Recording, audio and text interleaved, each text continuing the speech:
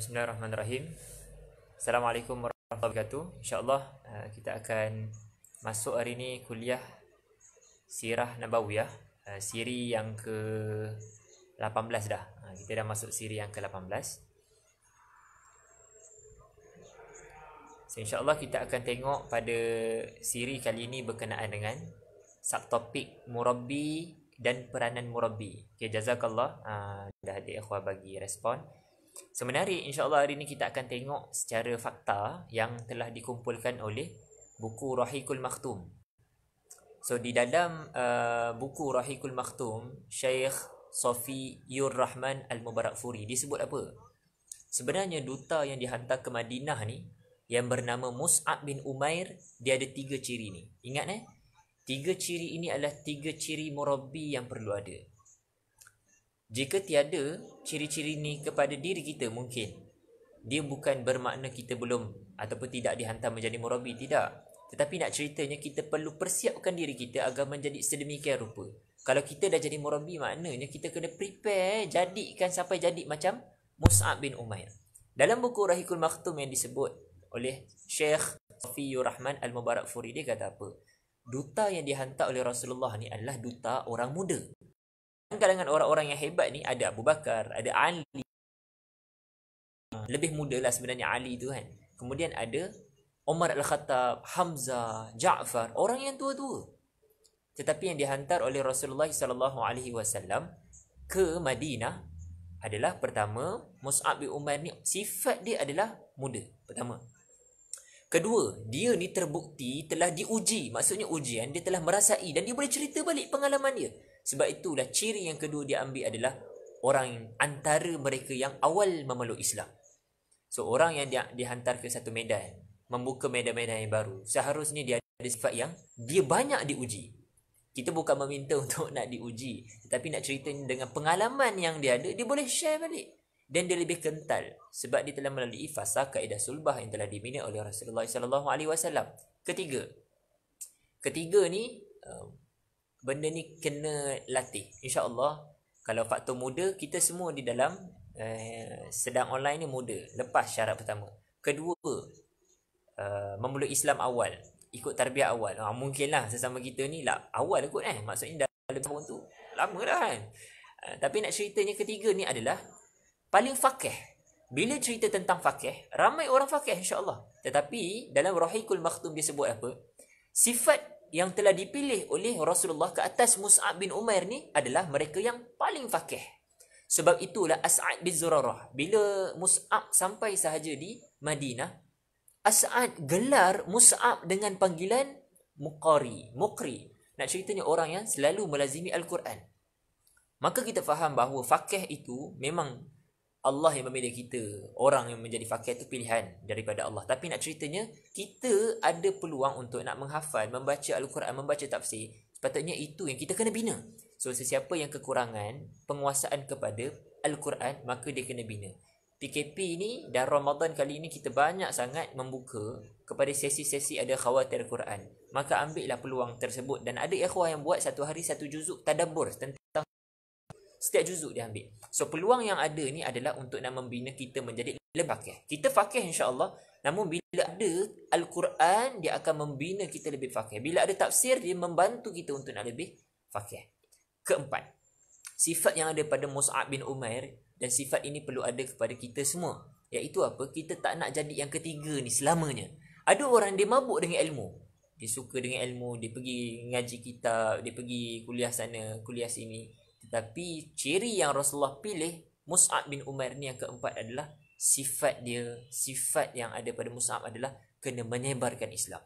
Jadi kita faham bahawa ilmu yang kita kena dapat adalah ilmu untuk nak disampaikan semula. Maka Rasulullah SAW menghantar Mus'ab bin Umair dengan 4 sifat tadi. Apa sifat dia? Yang pertama, orang muda. Sebab apa muda? Sebab dia mudah untuk nak terima lagi, untuk nak ingat. Kekuatan tersebut dia ada. Kemudian dia boleh approach orang. Tenaga dia kuat. Kedua, dia antara orang yang awal memeluk Islam. Itu juga indikator. Kenapa awal? Kerana dia telah melalui banyak pengalaman. Kenapa awal? Kerana dia telah melalui banyak ujian. Kenapa awal? Kerana dia telah mengalami pembentukan dan nampak apa yang Rasulullah nak bina. Ketiga, orang yang paling fakih. So ini adalah ciri yang ada pada Mus'ab bin Umair. Yang terakhir adalah supaya kita tidak mabuk dengan ilmu, maka Rasulullah letakkan kepada syarat yang keempat, iaitu duta yang dihantar ini adalah orang yang menyebar. Ciri ini perlu dibina dalam diri kita. Sebab tu subtopik yang anda letak pada hari ini adalah siri yang ke-18 ni adalah murabbi, sifat dia dan peranan murabbi. Kita akan tengok peranan murabbi selepas ini. Jadi di dalam bai'ah, okey, bila berlakunya bai'ah Aqabah kedua ataupun perjanjian Aqabah yang kedua ni, dia sangat menarik. Dalam buku Rahiqul Maktum disebut setelah selesai perbincangan sekitar syarat-syarat yang Rasulullah ceritakan, okey, kamu kena buat 5 ni. Semua tu mengandungi adalah urusan untuk nak buat dakwah, boleh melindungi Rasulullah, ready untuk nak terima Rasulullah. Maka bangunlah seorang demi untuk nak berbai'ah, mengangkat tangan dan buat gaya lah, itu sebagai simbolik tanda supaya mereka ni bai'ah. Artinya macam mana keadaan pun mereka jelas bahawa mereka kena menghadapi tanggungjawab ini dengan yang berat, dan supaya mereka mengetahui sejauh mana persiapan yang harus mereka lakukan untuk nak memberikan sumbangan dan pengorbanan selepas ini. So tindakan setelah Rasulullah dah cerita apakah isi-isi bai'ah Aqabah kedua, kita telah ceritakan pada siri yang ke-17. Boleh dengar balik siri ke-17. Namun hari ini kita akan tengok apakah yang berlaku setelah daripada Rasulullah telah sampaikan. Mereka bukan terus terima, tak. Sebab itulah dalam satu peringkat untuk nak menawarkan ni, kita offer, kita bagi. Okey, hantar dengar dulu, nak ambil, tak nak jalan macam biasa. Tapi nak ceritanya orang yang menerima Islam dengan hati yang ikhlas dan dia nak membawa Islam ni betul-betul. Tiada seorang pun yang hadir ketika itu untuk nak tolak. Tak ada. Sebab dia tahu hakikatnya itulah Islam. So bila orang di offer, pilihan yang ada adalah memang dia nak ambil sebab dia nak serius dengan Islam. Maka tambahan daripada kitab Ibn Ishaq. Ibn Ishaq dalam kitab ni dia cerita apa? Setelah mereka ni berkumpul untuk berbai'ah, maka Al-Abbas, seorang sahabat Nabi bernama Al-Abbas bin Ubadah bin Nadlah, dia kata apa? Kamu mengetahui tak apa yang kamu bai'ah dengan lelaki ni? Kamu tahu tak kesan dia, isi dia? Isi ni kesan dia apa? Maka jawablah orang-orang yang datang ketika itu, ya, kami tahu. Kemudian Al-Abbas pun disambung, sesungguhnya kamu berbai'ah dengan beliau ini, kamu akan memerangi manusia-manusia sama ada di kulit merah ke, kulit hitam ke. Sekiranya dalam perjuangan ini harta kamu kehabisan, mindset ni nak ceritanya mindset. Sebab itu jangan takut untuk tak ada kerja, jangan takut untuk nak hilang harta. Sebab itu adalah memang jual beli kita dengan dakwah ini. Kemudian Al-Abbas dia mention apa lagi? Boleh jadi pembesar-pembesar kamu habis mati semuanya, sebab kamu nak melindungi seorang ini, kamu kena ingat harta kamu boleh jadi habis satu. Pembesar-pembesar yang melindungi kamu selama ni habis mati. Ni kesan-kesan ni. Tetapi kamu tidak akan serahkan lelaki ini. Maka dari sekarang ini, kalau kamu tak mampu, maka janganlah. Tetapi kalau kamu mampu, kerana demi Allah, orang ini dia sebesar-besar yang akan memberikan kamu kebaikan di dunia dan di akhirat. Tapi sekiranya, disambunglah kesan dia, kamu berupaya menunaikan janji ini seperti mana kamu kena ingat, kamu akan kehabisan harta, kehilangan pembesar-pembesar kamu, tetapi kamu akan mulia. So nak ceritanya lah, mindset yang dibina oleh Rasulullah SAW kepada ini adalah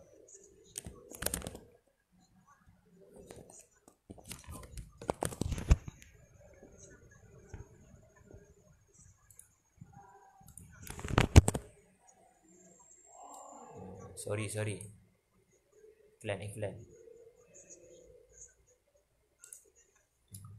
Mindset yang Rasulullah SAW sedang bina ke atas mereka adalah mereka akhirnya kena ada mindset kehilangan semua harta. So ready tak kita? Bila kata harta, maksudnya tak ada tempat pekerjaan. Bila tak ada harta, maka dia tak boleh nak beli benda yang kemewahan. So benda tu kena ready lah. Kemudian yang kedua, kita hilang orang yang memang selama ni melindungi kita. Contoh macam ayah melindungi kita punya makan minum. orang yang selama ni backup kita. Mungkin boleh jadi selama ni kawan-kawan backup, selepas ni kawan-kawan mungkin akan jadi musuh kita. Kita tak minta benda tu, tapi itulah mindset yang sedang dibina oleh Al-Abbas bin Ubadah bin Nadillah. Kita tengok apakah jawapan segera mereka. Mereka tak minta, akhi, bagi anak berapa hari boleh due date yang telas? 3 hari. 3 hari lah. Nanti anak beritahu semula lah. So tak ada. So jawapan mereka, dia orang kata apa? Baik, sesungguhnya kami akan menerima beliau dengan kerelaan. Hati ni akan rela. Kami sanggup menerima risiko kehilangan harta benda sepenuhnya dan kematian tokoh pemimpin kami. Dan sekiranya demikian, nak ceritanya mereka takut juga, bukan takut, tapi nak ceritanya Rasulullah SAW, kami masih awal lagi, baru ikut tarbiyah, tak sampai setahun tak sampai. Ada yang setahun, ada yang 2 tahun lah, okey lah, fine. Tapi ada yang kurang daripada tu. Kemudian dia kata, apa balasan dia? Permintaan mereka ni, balasan kepada dakwah ini, mereka perlukan jawapan daripada Rasulullah. Rasulullah mengambil jawapan daripada Allah. Allah punya kalam daripada Al-Quran. Ikhwati fillah, kita jelas hari ni kalau kita buat dakwah ni, pilih apa ni jawapan, respon daripada Allah. Allah kata apa? Syurga. Maka Rasulullah SAW balas kepada orang-orang ni. Rasulullah kata apa? Syurga balasannya. Hui, powerful. So nak ceritanya, motivasi ghaib yang diberikan oleh Rasulullah. Rasulullah tak kata apa, insya-Allah kalau kamu sedekah, harta kamu akan berlipat ganda. No. Ataupun ada orang kata, InsyaAllah, itu kata-kata je. Tapi sebenarnya tak mati pun pembesar nanti. Pembesar tu mungkin dia akan ikut dakwah kamu. No. Tapi yang pilihan dia kata apa? Mereka ni akan mati. Harta kamu akan habis. Tetapi kamu akan dapat syurga. So sekarang ni motivasi kepada kita di dalam musim sekarang ni adalah kita nak berhenti daripada terfikir untuk nak harta hilang. Buanglah benda tu supaya kita nampak sebenarnya takkan hilang. Kita akan dapat benda yang abadi, iaitu kita dapat syurga. Jawab mereka dengan segera. Selepas Rasulullah kata, dapat apa dapat syurga. Segera mereka kata, hei, hulurkan tangan. Hulur. Bagi tangan. Kami akan berbai'ah kepada kamu. Maka ada satu riwayat tambahan daripada Jabir. Okay. Kita dah ceritakan siapakah Jabir ini. Jabir antara sahabat Nabi radhiyallahu anhum ajma'in. Beliau ini daripada 7 perawi hadis yang paling ramai. Kita sebut sebelum ni. Ada Anas, ada Abu Hurairah, ada Aisyah. Yang ketujuh antara yang ramai adalah Jabir. Jabir ini terlibat dalam perjanjian Aqabah yang pertama tak? Jawapannya tidak. Jabir ini terlibat dengan Rasulullah ketika bila? Ketika sebelum tu, tahun ke-11. Tahun ke-11 ni apa? Ketika berkumpulnya 6 orang di dalam kemah, tiba-tiba Rasulullah datang. Rasulullah, Ali, yang kita ceritakan sebelum ni, Abu Bakar duduk. Dan diorang set, boleh tak kami nak buat next perjanjian Aqabah setelah setahun? Ni Jabir. Jabir dia tak datang, tetapi dia paling muda. Bukti muda adalah ketika dalam perang Badar, perang Uhud, dia tidak dibenarkan ikut perang. Sebab apa? Sebab dia muda. So nak ceritanya, orang muda, siapa yang buat dakwah kepada sekolah, tahniah, teruskan. Sebab dia akan dapat digest yang banyak. Sebab itu kalau orang kata sumber dakwah daripada muda, no, ada dalil yang lain. Jabir antaranya. Sebab tu kerja kita adalah menyampaikan. Boleh jadi adik di rumah. Pada mereka yang memikirkan untuk nak buat dakwah, macam mana sekarang PKP, media je ada yang tak boleh nak berjumpa. Saya cadangkan satu benda lagi. Sebab benda ni pun saya dalam proses nak buat juga. Siapa dekat sini di rumah, dah balik rumah, dia ada adik-adik. Ada adik sekolah rendah, ada adik sekolah menengah. Cadangan saya, bukan dakwah pada mereka semata-mata. Sebenarnya mungkin tak terfikir nak dakwah kepada keluarga. Okay, sekarang ni dakwah kepada keluarga, iaitu adik sendiri. Macam mana dia main game semua yang pakai handphone. Itulah kehidupan mereka. Mereka tak berzina pun dalam rumah tu. Mereka hanya jahiliah yang mereka buat, itu saja. So cadangan saya adalah duduk dengan dia, follow Instagram dia, kenalkan kawan-kawan dia di Instagram dengan kita, dakwahkan mereka, plan buat Al-Quran bersama-sama. Menarik lah projek ni. Buatlah, sebab Anas sedang buat juga. Kita berfikir macam mana kita nak menggeligakan dakwah ini di era ini. So pilihan yang ada seperti mana saya sebutkan tadi, Jabir antara sahabat Nabi yang muda, dia tidak ikut perjanjian Aqabah pertama, tetapi dia ikut perjanjian Aqabah kedua, dan dia ingat setiap kata-kata sehingga dia ni, nama dia dinukilkan dalam buku Rahiqul Maktum Ibn Ishaq Ibn Hisham sepanjang perjanjian Aqabah yang kedua. Hebat Jabir ni, orang muda. Kemudian ada tambahan riwayat yang lain. Tambahan riwayat yang lain dia cerita bahawa Jabir ni sambung lagi. Dia kata apa? Ketika mana mereka ni nak berbai'ah kepada Rasulullah sallallahu alaihi wasallam dalam perjanjian Aqabah kedua ni, Jabir disambung. Aku ingat ada seorang sahabat Nabi bernama As'ad bin Zurarah. Okey. As'ad bin Zurarah. Kalau kita main teka-teki kan. Siapakah yang bersama Mus'ab bin Umair berdakwah di Madinah? Okey, jawapan dia As'ad bin Zurarah. Soalan, kenapa As'ad bin Zurarah sedangkan ada orang-orang lain? So jawapan dia diambil daripada riwayat Jabir. Inilah hadis dia. Hadisnya apa?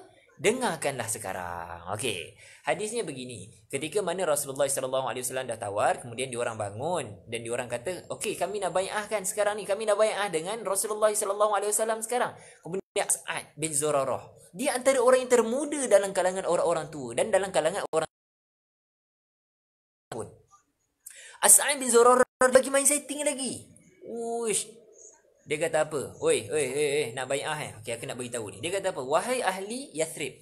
Sebab ketika itu tak tukar lagi nama Madinah Al-Munawwarah. Nama Yathrib. Dia kata apa?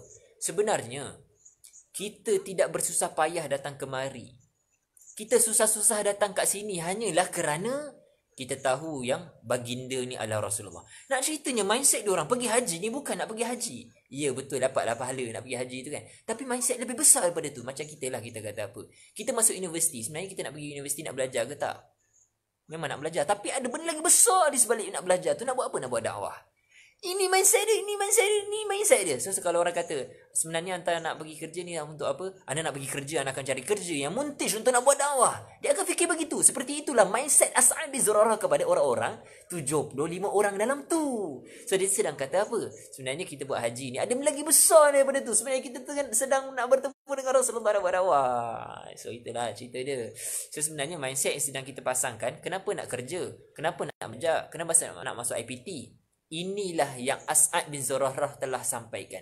As'ad bin Zurarah dia kata, dan Jabir dia quote kata-kata ni. Maknanya mereka ni ada mindset yang sama. Kita datang jauh-jauh ni bukan untuk apa-apa, melainkan kita nak bertemu dengan Rasulullah. Dan tindakan kita adalah nak membawa baginda keluar daripada Mekah. Bererti kita akan memisahkan seluruh bangsa Arab, mendedahkan pembesar-pembesar kita, dan kita ni akan menjadi sasaran pembunuhan. Malahan kamu sendiri menjadi mangsa kepada pedang-pedang musuh. Sekiranya kamu boleh bertahan dan bersabar, maka terimalah beliau ni, iaitu Rasulullah ni. Dan ganjaran Allah akan bagi. Tetapi disebut, kalau kamu sayangkan diri kamu, kalau kamu nak juga masuk universiti ni kan, sebab nak belajar kan, kalau kamu sayang, takut sangat nak berhenti kerja sebab dah mabuk, penat sangat kerja dengan dikerjakan sebab tak sampai buat dakwah, dan kamu masih lagi fikirkan tentang kerja, kamu sayangkan kerja kamu, maka tinggalkanlah dakwah ni. Bila dia kata tinggalkan baginda, maka tinggalkanlah dakwah ni. Di sini kerana mungkin takut dan sayang.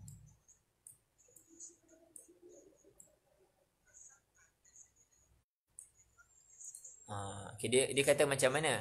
As'ad dia kata apa? Kerana mungkin takut dan sayangkan diri kamu ini lebih beralasan lagi untuk kamu berhadapan dengan Allah. So, ikhwati fillah, ni satu teguran daripada Jabir dengan As'ad, iaitu apa? Kalau kita takut di fasa PKP ni untuk nak buat dakwah, kita masih fikir lagi tentang diri kita. Macam mana kerja, macam mana belajar, lebih daripada dakwah, ataupun kalau tak ada PKP, kita fikir tentang kerja kita, nak tambah gaji lagi, nak naik allowance lagi, ataupun fikir tetap belajar, nak naik pointer lagi, nak fikir macam ni. Sebenarnya bila orang kata anda buat dakwah, anda nak kena score akademik ni betul-betul, InsyaAllah itu adalah juga dakwah. Sebenarnya kita menutup, dia adalah alasan. Inilah seruan daripada As'ad dan juga Jabir. Kemudian dinakalkan oleh Jabir lagi, dia kata apa? Kata-kata As'ad bin Zurarah itu ketika itu dia kata yang macam berkata, itu ada 74 orang yang dikata apa? Wahai As'ad, hulurkan tangan kamu. Demi Allah kami tidak akan biarkan bai'ah ini sia-sia dan dipercumakannya. Sebab itu dalam buku Rahiqul Makhtum disebut apa? Sebab ketika inilah akhirnya As'ad bin Zurarah dilantik sebagai pendakwah yang bergerak akhirnya bersama-sama dengan Mus'ab bin Umair. So kita boleh nampak lah, barulah ada link kenapa Mus'ab bin Umair dia bergerak bersama pairing dengan As'ad bin Zurarah. Sebabkan keberanian As'ad ketika itu menceritakan mindset dia, dan bukan As'ad sendiri yang memilih. Boleh sahaja As'ad disebut macam tu, kemudian ada orang nak angkat tangan, Rasulullah kata saya tak nak, saya nak orang lain, kamulah Jabir, sebab kamu ingat hadis ni kan. Tetapi tidak, Rasulullah SAW membiarkan. Nak ceritanya Rasulullah merelakan untuk diorang ni bersama-sama masuk sekali. Di saat itulah As'ad dia sebenarnya sedang memasang main setting ni supaya persediaan kaumnya untuk nak berkorban fi sabilillah. Secara tabi'inya kita tahu bahawasanya beliau ni dilantik sebagai ketua agama dekat tempat dia, sebab Mus'ab bin Umair dia orang luar daripada Mekah nak datang ke Madinah. Maka dia adalah ketua wakil daripada orang-orang di Madinah, ketua agama lah ketika itu. Tambahan Ibn Ishaq, dalam buku Ibn Ishaq disebut apa? Al-Najjar. Banu Al-Najjar dia menganggap sebenarnya ada dua orang, bukan As'ad bin Zurarah saja, ada seorang lagi yang bernama Abu Umamah sebagai orang yang bersama-sama dengan Mus'ab bin Umair. So hari kita dapatlah masukan baru. Selama ni bukanlah Mus'ab bin Umair seorang saja yang dihantar pergi ke Madinah menjadi duta. Yang disebut dalam duta ni banyaknya daripada buku Rahiqul Maktum dia sebut, sebab dia duta daripada orang luar. Tetapi sebenarnya ada seorang lagi, As'ad bin Zurarah, dalam buku Rahiqul Maktum. Dalam buku Ibn Ishaq ditambah seorang lagi, iaitu Abu Umamah. Siapakah Abu Umamah ini? InsyaAllah ada rezeki kita ceritalah pada 2 hari lagi, siri yang berikutnya insyaAllah. So kita tengoklah nama-nama yang ada. Senarai nakib, maka Rasulullah SAW melantik 12 orang nakib. Siapakah nakib-nakib yang ada ketika itu? Maka Khazraj ada 9 orang. As'ad bin Zurarah sendiri. Kemudian kita sebut Sa'ad bin Rabi'. Sa'ad bin Rabi' ni memang kisah dia legend lah. Kemudian ada kembar ataupun kawan karib kepada Sa'ad bin Rabi' ni, nama dia adalah Sa'ad bin Ubadah. Bila Sa'ad bin Rabi' meninggal, dia menjadi kawan karib Rasulullah sepanjang di Madinah.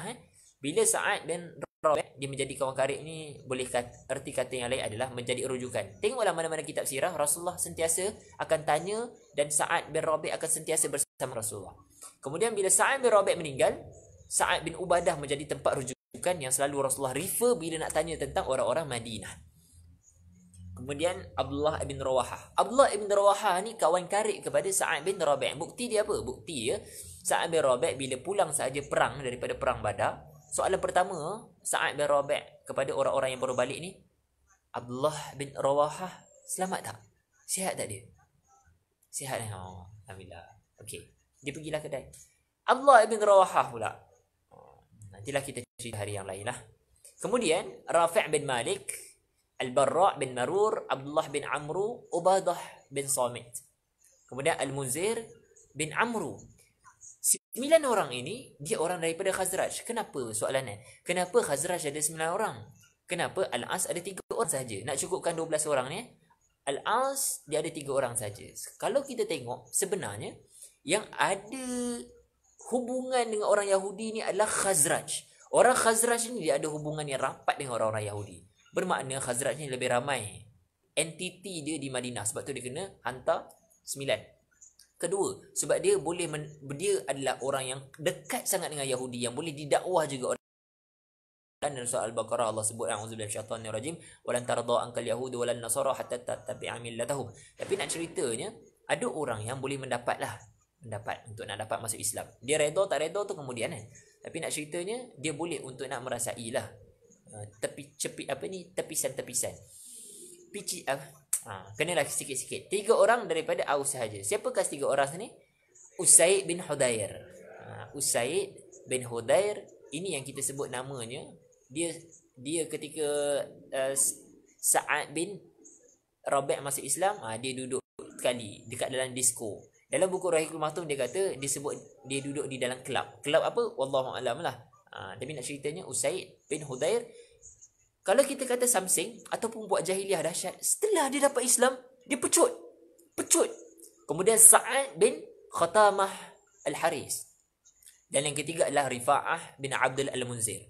So nak ceritanya, nama 9 orang ni dan tambah 3 orang ni campur dengan seorang lagi iaitu Mus'ab bin Umair, maka kita ada 13 orang murabbi yang dihantar oleh Rasulullah sallallahu alaihi wasallam pergi ke Madinah. Nah, ceritanya apa yang Rasulullah sallallahu alaihi wasallam pergi ataupun buat dakwah, dia bukan one off, dia tinggalkan, tidak, tetapi memang dipilih dan dihantar. Kita telah ceritakan di dalam siri yang ke-17, boleh tengok semula yang lepas, bagaimana Rasulullah memilih 12 orang ni.